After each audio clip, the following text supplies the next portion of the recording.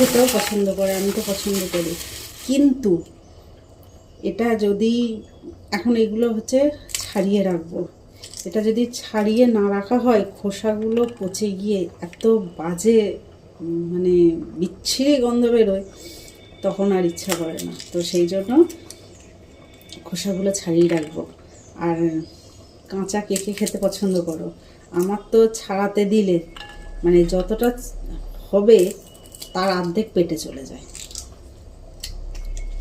রান্না করছি সকালে, তাই ভাবলাম যে এগুলো রান্না করার ফাঁকে একটু ছাড়িয়ে রাখি, তাহলে মানে জিনিসটা ওই যে খোসাটা পচে যায় কিন্তু ফলটা সহজে নষ্ট হয় না।